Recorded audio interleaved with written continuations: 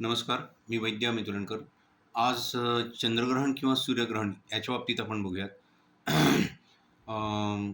चंद्रग्रहण किंवा सूर्यग्रहण याच्यामध्ये चंद्रग्रहणामध्ये चंद्राची शक्ती जी असते, तिला ग्रहण लागलेलं असतं. त्यामुळे त्या पर्टिक्युलर रेज चंद्राच्या आपल्यापर्यंत येऊ शकत नसतात आणि सूर्यग्रहणामध्ये सूर्यापासून ज्या रेज येत असतात पृथ्वीपर्यंत, मानवी शरीरापर्यंत त्या येऊ शकत नाहीत. तर ह्याच्यामध्ये असं सांगितलं की दोन्ही प्रकारच्या ग्रहणामध्ये काही प्रकारची विशिष्ट बॅक्टेरिया हे जन्म घेतात हवेमध्ये किंवा अ, अन्नामध्ये म्हणा किंवा पाण्यामध्ये म्हणा, की ही जी मानवी शरीराला घातक असू शकतात असतात म्हणजे.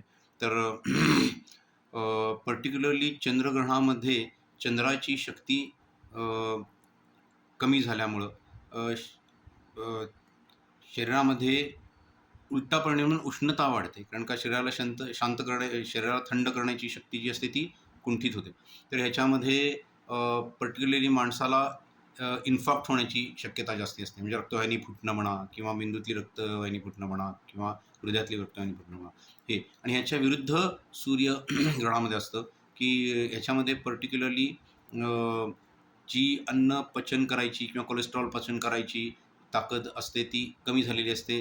त्यामुळं ब्लॉकेज व्हायचे चान्सेस जास्त असतात.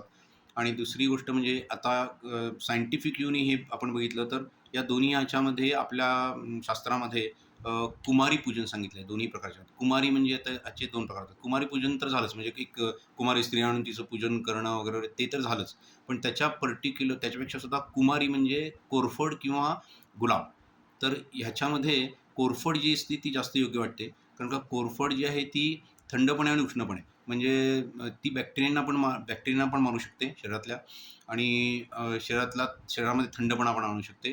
व्हेअर ब्लॉकेज जे असतात ते पण ती स्वतःच्या सरळ म्हणजे वाहकत्वाचा धर्म त्याच्याने ती तो ब्लॉकेज काढू शकते. अशी त्याचा दुहेरी उपयोग आहे. तर कुमारी पूजन हे आपल्या मोठ्या-मोठ्या ग्रंथात सांगितलेले आहेत.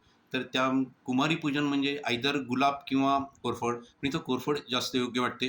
अ, त्याच्या गुलाबावर अजून संशोधन करायला पाहिजे. पण कोरफड ही मात्र कमी म्हणजे समजा जर ग्रहण काळात कोणाला शरीरात थोडीशी आग जाणवत असेल, जनरली जाणवते माणसाला शरीराला थोडीशी जळजळ म्हणा किंवा तर ह्याच्यामध्ये कोरफडीचा गर जर शरीरावर लावला, तर तो फायदेशीर ठरू शकतो. अ, पोटामध्ये पण कोरफड घेतात. एक पाव चमचा साधारण अ, लक्षणं सबसाईड होण्याइतपत. तर कोरफडीचा बलक हा पाव चमचा घ्यायला हरकत नाही. त्याने काही त्रास झाला तर हळद खाल्ली की तो त्रास लगेच सबसाईड होतो. अ, तर हा असं ग्रहण काळामध्ये सूर्यग्रहण किंवा चंद्रग्रहण कुठल्याही काळामध्ये कुमारी किंवा कोरफड हा माझ्या मते बेस्ट उपाय आहे. धन्यवाद.